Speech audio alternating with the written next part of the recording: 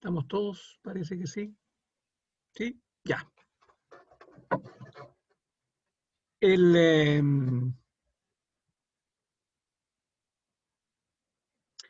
Cuando me preguntabas hace un rato si quiénes podían interponer o pedir las acciones con relación al testamento, en el fondo cualquiera, incluso cualquiera que no estando en el testamento considere que él debió haber estado o le puede corresponder algo, tiene derecho a pedir las acciones que corresponda, porque de esa manera, demostrando un interés, él va a tener acceso, y los testamentos son esencialmente, además, revocables por el causante. Bueno, vamos a lo nuestro. Nosotros decíamos que además del derecho de transmisión, que ya lo vimos con detención, ahora vamos a hablar del derecho de representación, que está mencionado en el artículo 984. El artículo 984 dice lo siguiente: se sucede ab intestato ya por derecho personal, ya por derecho de representación. La representación es una ficción legal en que se supone que una persona tiene el lugar y por consiguiente el grado de parentesco y los derechos hereditarios que tendría su padre o madre si éste o ésta no quisiese o no pudiese suceder. Se puede representar a un padre o madre que, si hubiese querido o podido suceder, habría sucedido por derecho de representación. Entonces nosotros decimos que la sucesión puede ser directa o indirecta. La sucesión es directa cuando se sucede personalmente por uno mismo, sin intervención de otra persona. Yo soy hijo único y muere mi padre. Yo directamente, yo personalmente soy su heredero, de manera que no interviene nadie. Tampoco se da el derecho de transmisión, ni tampoco el de representación. Ahora, fallece el causante dejando a Pedro como hijo legítimo. Pedro sucede ab intestato personalmente por sí mismo. En cambio, en el siguiente ejemplo se sucede por representación. El causante tenía dos hijos, Pedro y Juan. Pedro, a su vez, tenía dos hijos, Diego y Antonio, que vienen a ser nietos del causante. Pedro fallece antes que su padre. Allí tenemos entonces que el hijo Juan sucede personalmente y los nietos Diego y Antonio heredan en representación del hijo Pedro, que era su padre. Entonces, nosotros estamos considerando que existe esta posibilidad de suceder ad intestato por derecho personal o también por derecho de representación. ¿Cuál es el concepto de este derecho de representación? Ese que dijimos recién.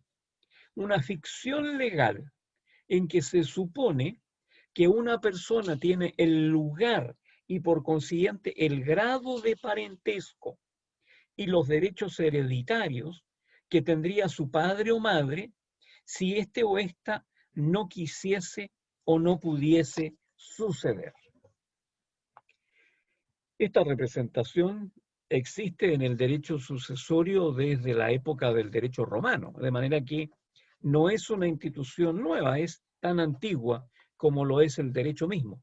¿Qué personas intervienen en la representación? Tres personas. Primero, el primer causante. Segundo, el representado.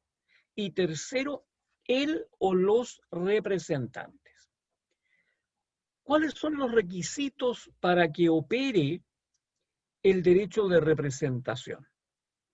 Primero, tenemos que estar en presencia de una sucesión intestada. Segundo, opera solamente opera en la línea descendente, no opera en la ascendente, y opera solamente en los órdenes de sucesión que contempla el artículo 986. Dice: hay siempre lugar a la representación en la descendencia del difunto y en la descendencia de sus hermanos. Fuera de estas descendencias no hay lugar a la representación. Eso es entonces lo que hace posible el derecho de representación. Solo en la sucesión intestada. Este derecho de representación tiene dos excepciones que se dicen que son más aparentes que reales y que en el fondo lo que hacen es confirmar lo dicho en el sentido de que solo hay representación en la sucesión ad intestato. El 1064 dice: lo que se deje indeterminadamente a los parientes se entenderá dejado a los consanguíneos de grado más próximo, según el orden de la sucesión ad intestato, teniendo lugar el derecho de representación en conformidad a las reglas legales. Y la segunda situación es la de las legítimas. Los legitimarios concurren y son excluidos y representados según el orden y las reglas de la sucesión intestada. Decíamos también que la representación solo tiene aplicación respecto de la descendencia del causante. No opera en la línea ascendente de parientes. El legislador solo ha querido favorecer a los descendientes, pero no favorece a los ascendientes. De modo que si, por ejemplo, fallece una persona sin dejar descendencia, sobreviviéndole su padre y los abuelos maternos, la madre había muerto con anterioridad, no se aplica el derecho de representación y ese padre excluye totalmente de la herencia a los abuelos maternos. Y decíamos que los órdenes de sucesión en que opera la representación son solamente los que menciona el 986. En la descendencia del difunto, de otra manera, dicho de otra manera, el nieto representa al hijo. Y en la descendencia de los hermanos del difunto, lo que equivale a decir que el sobrino representa al hermano fallecido y concurre a la herencia de su tío. Concluye el precepto diciendo que fuera de estas descendencias no hay lugar a la representación. Repito entonces, dicho de otra manera, la representación opera en la descendencia de los hijos y de los hermanos del causante. Esta representación en línea descendente, señalemos que es indefinida, no tiene límites, vale decir, nos vamos a los hijos, los nietos, los bisnietos, los tataranietos, los chosnos, etcétera, etcétera. Debe faltar el representado. Ese es el cuarto requisito para que opere la representación. Debe faltar el representado. Y esto ocurre en los casos que indica el código. El más frecuente, que se entiende faltar al representado, se presenta cuando éste ha fallecido con anterioridad del causante. En nuestro código, el 987 señala expresamente a las personas a quienes se puede representar. Se puede representar al ascendiente cuya herencia se ha repudiado. Se puede asimismo representar al indigno, al incapaz, al desheredado y al que repudió la herencia del difunto. De manera entonces que se habla entonces allí de que se puede dar la situación que estamos mencionando. Respecto de la incapacidad, indignidad o desheredamiento, también se considera. El derecho del representante emana directamente de la ley y no del representado.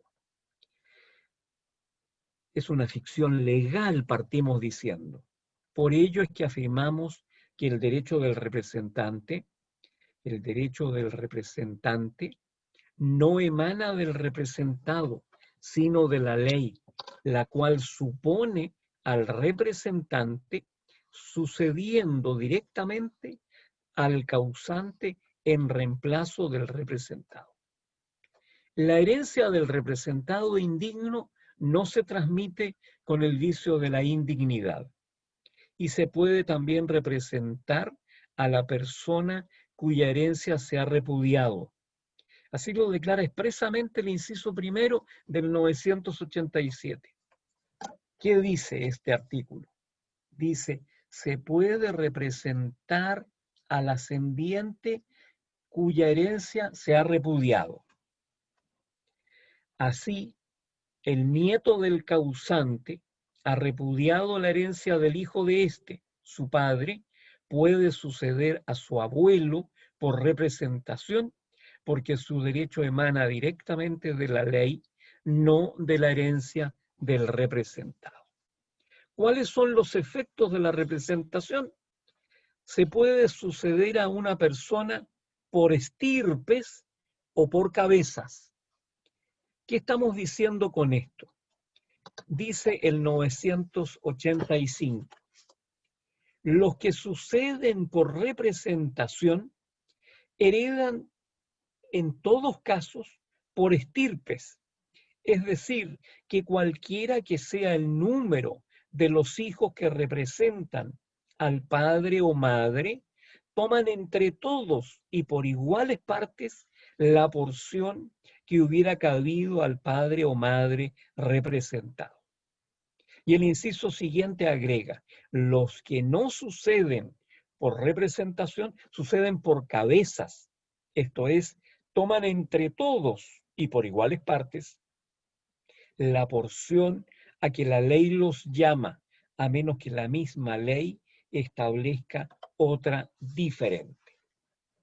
Entonces, eso es lo que estamos señalando con respecto a este derecho de representación. ¿Y qué es lo que decíamos nosotros en nuestras diapositivas, que están siempre de manera más sucinta? Decíamos que el representante debe ser descendiente del representado, pero que además el representado debe tener con el causante alguno de los parentescos que señala la ley. El representado debe ser respecto del causante, descendiente o hermano. Ejemplo, Pedro deja un hijo, Juan, y dos nietos, Alfonso y Diego, hijos de Juan, quien muere antes que Pedro. Otro caso, Pedro deja dos hermanos, Claudio y Ernesto, y dos sobrinos, Miguel y Francisco, hijos de Ernesto, quien fallece antes que el causante. El representante ocupa el lugar del representado, pero quien realmente sucede es el representante. Para suceder por representación hay que ser capaz y digno, como si se sucediera por derecho personal al causante. El representante sucede directamente al causante. Los derechos que el representante adquiere son los que le habrían correspondido al representado, pero no sucede por su intermedio. El hijo se salta al padre o a la madre. Consecuencias: el representante puede repudiar la herencia de su representado y no obstante representarle. El representante puede ser incapaz o indigno de suceder al representado y sucederá con tal que sea capaz y digno de suceder al causante. El representante no es responsable de las deudas del representado a menos que haya aceptado su herencia. ¿Qué efectos tiene la representación? El representante, decimos, tiene el parentesco y los derechos hereditarios del representado. Por lo mismo, no puede tener más derechos que los que a éste le habrían correspondido. Y quienes suceden por representación heredan por estirpes o troncos. Hagan ese sinónimo, estirpes o troncos. O sea, cualquiera que sea el número de los representantes, tocarán entre todos la porción que hubiere correspondido al representado. Quienes heredan por derecho personal suceden por cabezas, esto es, toman entre todos y por iguales partes la porción a que la ley los llama, salvo que la ley señale otra forma de división. Ejemplos.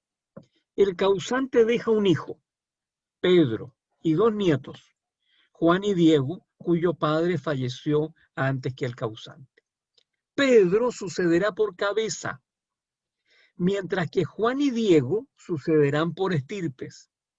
Juan va a recibir la mitad de la herencia y la otra mitad se va a dividir por partes iguales entre Juan y Diego. Otro ejemplo.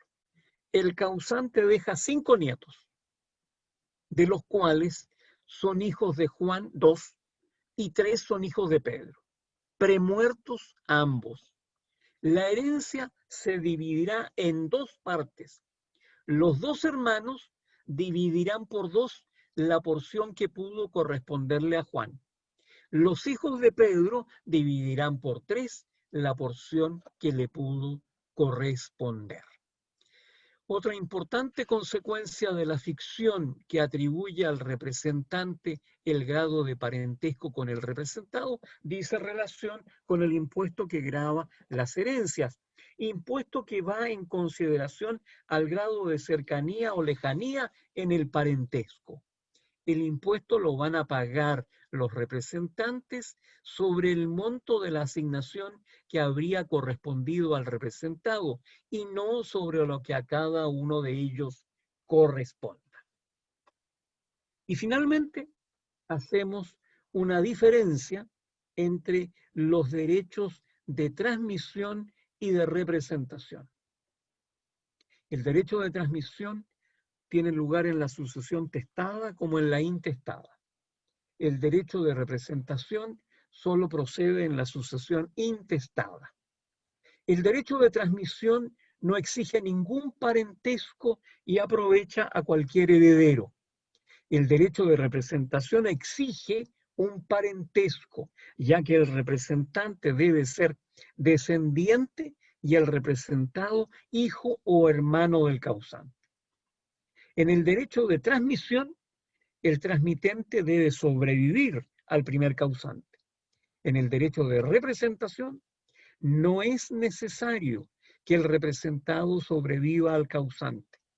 Procede también en los casos en que el representado es incapaz por haber fallecido. ¿Qué otra diferencia? En el derecho de transmisión, el transmitido debe ser capaz y digno de suceder al transmisor. En el derecho de representación, basta que el representante sea capaz y digno de suceder al causante, porque se prescinde del representado. El derecho de transmisión tiene lugar cuando se acepta la herencia del transmisor. En el derecho de representación no es necesario que se acepte la herencia del representado, porque se puede representar al ascendiente cuya herencia se ha repudiado. El derecho de transmisión supone la muerte del transmisor sin expresar su propósito de aceptar o repudiar. El derecho de representación no supone la muerte del representado, porque incluso se puede representar a una persona viva. Por el derecho de transmisión pueden adquirirse herencias y legados. Por el derecho de representación solo se pueden adquirir herencias porque no cabe el derecho de representación en la sucesión intestada. La ley no instituye asignaciones a título singular. y quedamos a las puertas de los órdenes de sucesión, que son justamente el mecanismo a través del cual esa masa partible que ya vimos va a poder ser distribuida entre quienes van a ser los herederos intestados. Y en esas circunstancias es interesante que nosotros consignemos que este sistema de entrega de la sucesión intestada descansa en la distribución de los parientes en clases de parientes, categorías de parientes, órdenes de sucesión, decimos nosotros como prefieren llamarlo. El orden de sucesión entonces es el conjunto de herederos que considerados colectivamente excluyen o son excluidos por otros herederos considerados colectivamente. Para determinar los derechos hereditarios de una persona es preciso examinar a qué orden pertenece y no el grado de parentesco que tiene con el causante. Y dentro del orden, ahí ya es decisivo el parentesco. Los parientes de grado más próximo excluyen a los de grado más lejano, salvo que intervenga lo que acabamos de estudiar, el derecho de representación. Ahora bien, dentro de cada orden hay herederos que fijan el orden, herederos que fijan el orden. Y en esas circunstancias nosotros podemos decir que esos que fijan el orden son los siguientes. Decíamos que los órdenes de sucesión son como aquel grupo de parientes que excluye a otro conjunto de parientes de la sucesión, pero que a su vez puede ser excluido por otro conjunto de parientes. Órdenes de sucesión. Primero, de los descendientes del cónyuge sobreviviente y o conviviente civil. Aquí es prudente que ustedes tengan en consideración que cada vez que en los órdenes de sucesión aparezca la expresión cónyuge sobreviviente, ustedes van a agregar con lapicito y o conviviente civil sobreviviente, porque el artículo 16 de la ley 20.830, que creó el acuerdo de unión civil, le dio también el carácter de legitimario al conviviente civil. Entonces, tenemos un orden de sucesión que es el primero de los descendientes. El segundo es del conviviente, del cónyuge sobreviviente y o conviviente civil sobreviviente, y de los ascendientes, esos van juntos. En tercer lugar, los hermanos. En cuarto lugar, los demás colaterales. Y en quinto lugar, el fisco. ¿Qué decimos del primer orden de sucesión que llamamos de los descendientes? 988. Los hijos excluyen a todos los otros herederos, a menos que hubiere también cónyuge sobreviviente y o conviviente civil sobreviviente, dijimos. Entonces, este orden de sucesión se sigue llamando de los descendientes, porque en definitiva estamos diciendo que los hijos excluyen a todos los otros herederos, a menos que allí también estuviere el cónyuge sobreviviente y o el conviviente civil sobreviviente, en cuyo caso concurren conjuntamente. Los descendientes, mientras haya solo un descendiente que concurra a la herencia, no se pasa a los órdenes siguientes. De modo que en principio, salvo ciertas excepciones, los descendientes excluyen a todos los demás herederos ad intestato de la sucesión. En esas circunstancias, entonces, estamos verificando esa situación respecto de los hijos Y en esas circunstancias estamos también agregando al cónyuge sobreviviente y o conviviente civil sobreviviente en el primer orden de sucesión. Este cónyuge sobreviviente y o conviviente civil sobreviviente va a recibir una porción que por regla general será equivalente al doble de lo que por legítima, rigurosa o efectiva corresponde a cada hijo. Si hubiere solo un hijo, la cuota del cónyuge o del conviviente civil sobreviviente será igual a la legítima, rigurosa o efectiva de ese hijo.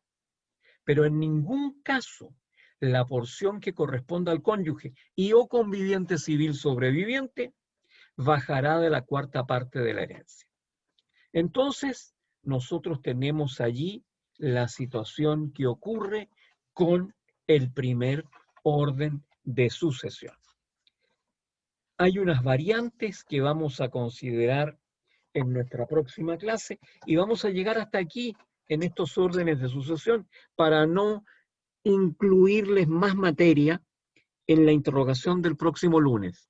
De manera que nuestra materia será solamente incluyendo el derecho de representación. Hasta allí va a ser y quedan fuera los órdenes de sucesión. Eso es lo que veríamos entonces en nuestra próxima interrogación el próximo lunes para que ustedes estudien con calma.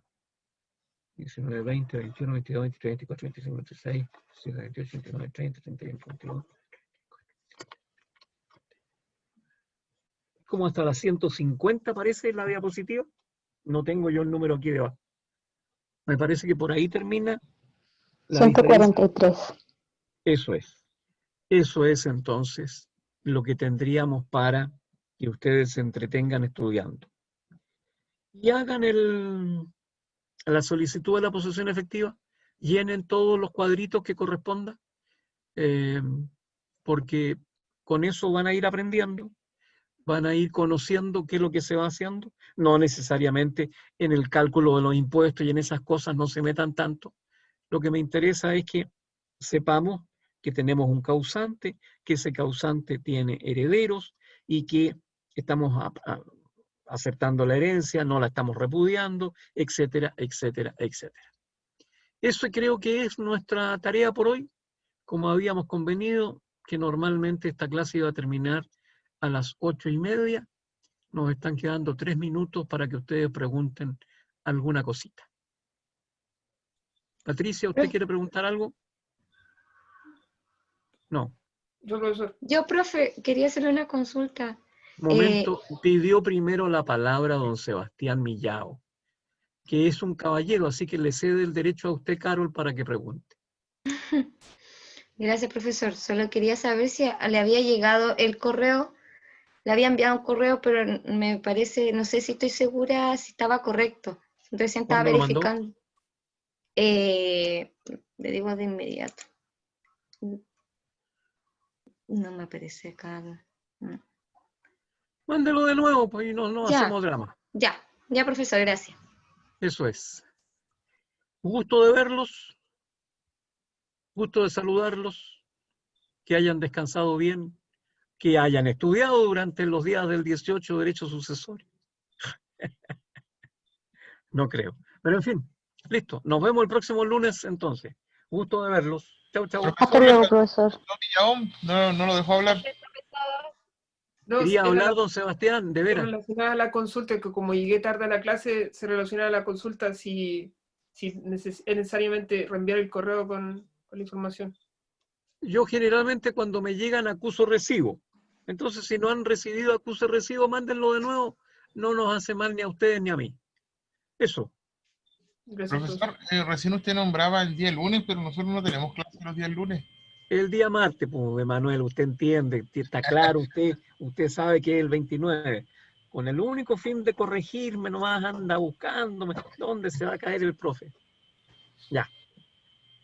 ¿Pero está fijada la prueba el día 29? Así dice A nosotros nos aparece el 6 de octubre. De octubre. Sí, ese de Espérese octubre. un pelo. Yo tengo aquí El 28 está para los diurnos, profesor. Sí, el 28 diurno. 28 diurnos, sí, tiene toda la Sí. razón. Y el sucesorio, el 6 de octubre, Sí, ve que nos queda tiempo todavía. pero no ha mandado la posición efectiva usted. Es que no, mandé el correo y rebotó. Me imaginaba yo, me imaginaba yo. Ya, listo, chao. Gracias. Estudien igual entonces, ya, chao. Gracias, profesor. Chao, profesor, que esté bien. Chao, chao. Chao. Chao, profesor. Que esté Chao. bien.